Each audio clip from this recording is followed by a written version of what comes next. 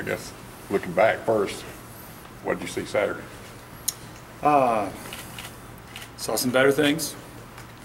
You know, I thought we got better. Inconsistency still, you know, occurs too often. But the last couple games, you know, Mississippi State game, even when the game didn't appear that we were going to win that game, you know, our guys went out the last 6 minutes. We challenged them, and they really finished that game. And I was real pleased again with the way we hung in there with some 89 plays and played real solid in the overtime. And, real good and sudden change in the game, other than one sudden change scenario. Good foul and a fake punt. Real well with that. Did real well with that. And the field goal block team, you know, was obviously very good. Made a difference. So some things to be pleased about, but enough to be concerned about.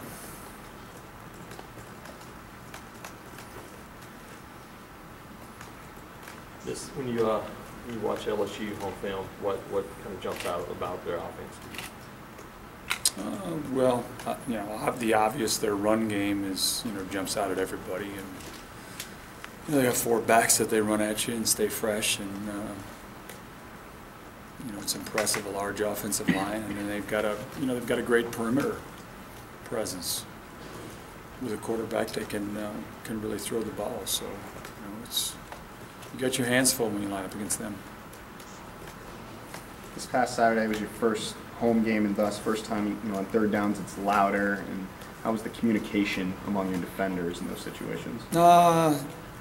There were a few times. It was kind of a chess game. They early on were, you know, waiting to see how we lined up, and then they would check their calls. So then we started holding calls, and they hurried the game up at times on us, where I thought our communication wasn't as sound and solid as it needs to be. Is that on Jake? You know, something he's improving, you know, as far as? Well, you know, in those situations, we have a lot of guys looking to the sideline. So no, it's not just Jake, but ultimately he has a responsibility of, you know, closing and setting our defense and making sure everybody knows what we're in. So ultimately, yes, but there's guys that need to do a better job in respects to positions, you know, relay and communication signals. Related to when you started out and what you talked about what your hope was for what this defense did as it went along. Well, are you guys ahead of or on schedule, or behind, or ahead? Or? You know, as we went into the first game, it's hard for me to answer. I expected there to be inconsistencies. I guess my biggest surprise so far in 3 games has been, you know, our tackling and some playmaking at times.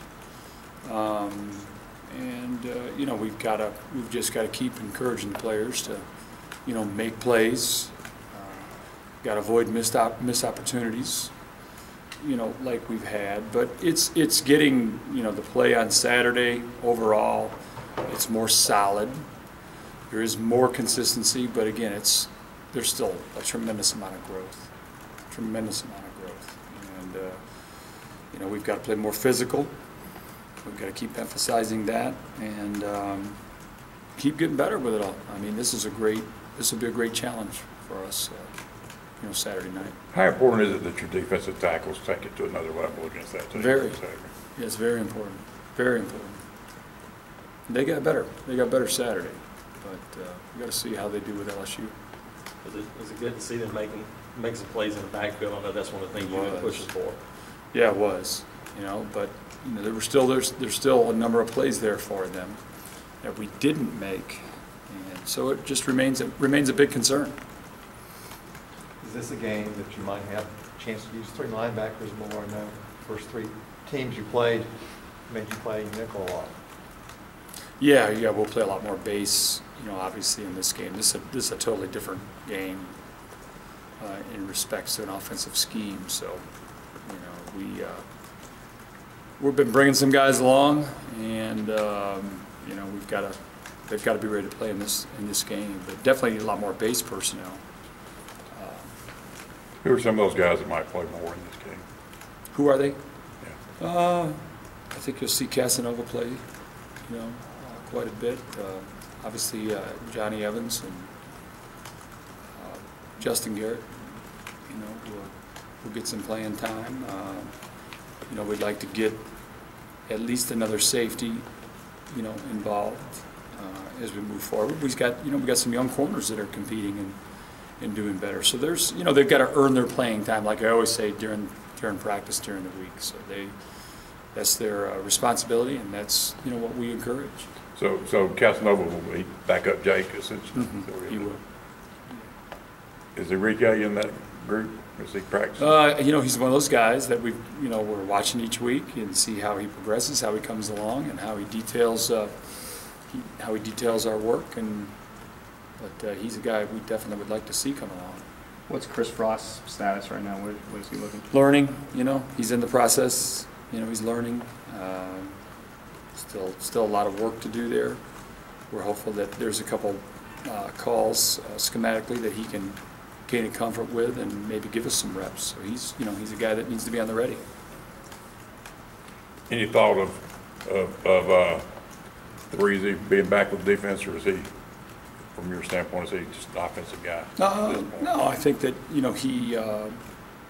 he's a very physical corner, and so there may be a role for him. He's fast, he's strong. So offense likes him a little bit. We think there's a role for him, on defense. So I wouldn't shut the door on that. That's for sure. Is he still working on offense right now?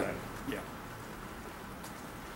When you talked during camp about Casanova's production ability, was it more against the power running type of plays? Is that why he's got a chance to play more on Saturday? I think so. I think that any young linebacker, the coverage part of the game, that takes a long time. We play a lot of matchup zone and such where it takes some experience to get better. But the physical part of it, he's big, he's strong, and so it makes sense that the way LSU runs the ball, that he's more comfortable against that kind of offense. Do you have to kind of play bigger personnel-wise against this team? Find bigger guys to play? Well, I guess if you go to more base, that helps a little bit. You suggesting I go to the waiver wire, or? Good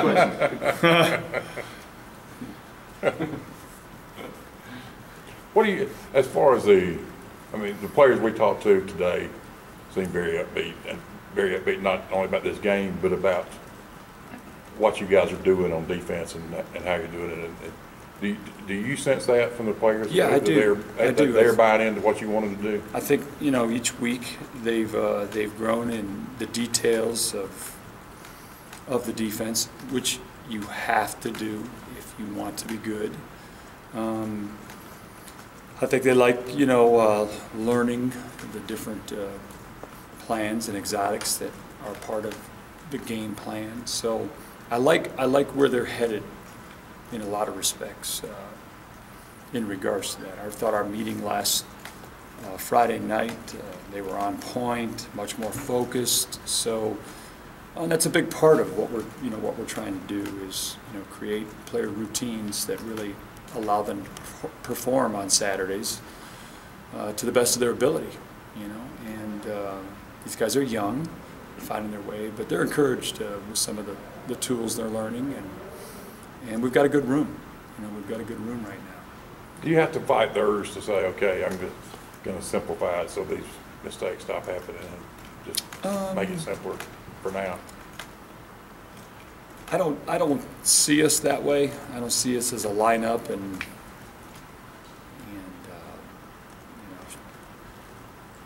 delete scheme right now. I think we have to carry some things that give us, a better chance, better opportunity, But, we're keeping it. We haven't gone into any games with a large package. We were kind of having a laugh because I had I think one of our games against the Saints, one of our call sheets, I was showing it to the coaches, and it's just, they were like, like, wow, those guys could do all of that. So, I mean, we're not anywhere near what, over the course of the last 6 years, I've been used to. So, in my mind, we've kind of kept it to a point where we felt they could execute well. But you got to give some of the teams we've played credit too. I mean, you know, the Clemsons and the Mississippi States are, schematically, they just do a lot on offense. They give you a lot of formation, a lot of movement. And, you know, this team we played last week was a little more settled down, but they're, you know, spread sets the whole game, spreading out. So you know, you just can't line up against it and necessarily, you know, have success at a high rate right now. Was it disappointing, I guess, when after the fumble and they got the ball at the 5-yard line that you kind of let him get out of there? Always. Oh yeah, that's always disappointing. I mean, any time, you know, I'm very conscious of field position in our game, and anytime you have an opportunity to, you know, take field position like we did, and you give it up, it just doesn't equal good football. It'll get you. You look at a quarter-by-quarter breakdown, best quarter defensively, points-wise, first quarter with 10, fourth quarter's been a different story, 31 points. What do you guys got to do to get better in that fourth quarter as the game goes on, not wear down?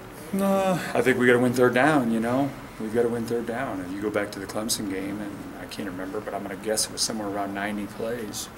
It's too many plays. It's too many plays.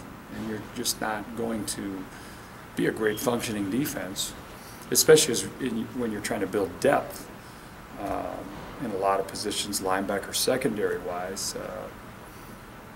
Just doesn't equal, doesn't work out well. Same thing this past week. We had 89 plays, you know, but those two games we failed in third down. You know, you're somewhere around a 50% mark in third down. That's just not good. SEC had a few suspensions handed out over the last week, and Ashton and D had kind of differing mentalities. How do you go about that coaching up? I'm sorry. The SEC had a few suspensions for, you know, big hits or legal hits over the last week. I mean, as a defensive coordinator, are you mindful of that with your guys? I mean, you know, how much slack do you give them as far as that aggressiveness? And No, we teach aggressive. We teach aggressive. I mean, I think that's you know, people don't understand the game that, you know, talk about that a lot. I mean, this is a fast, sudden game, and things happen quick. And so we coach aggressive here.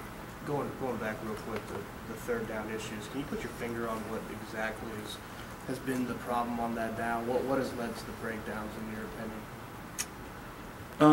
I can't, because it's kind of a little bit all over the place. You know, we had a particular package on Saturday and had the perfect. I mean, you wouldn't want it any better, and we didn't execute. You know, we had a new guy in a new position, and two of those third downs were tailor-made for stops, and we didn't get it.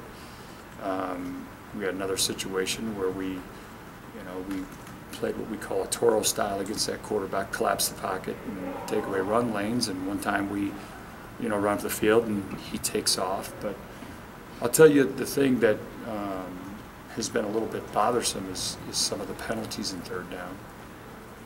I think that Mississippi State was 1 for 10 in third down against us, but you know, we had a PI, and we had a 3rd and 10 situation where we jumped off sides, and they ran the ball on 3rd and 5 for a first down, and we had a number of, you know, issues, including a 4th down in this last game that, you know, you can't help them.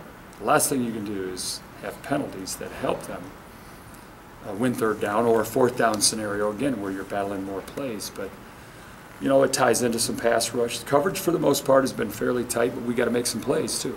You know, you got to make plays. We still don't play down a distance well at times.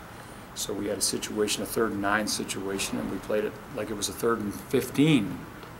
You know, so those are more educational in their makeup. So, you know, between pass rush, between execution on a couple of simple things, some penalties and all, we've managed to hurt ourselves at times.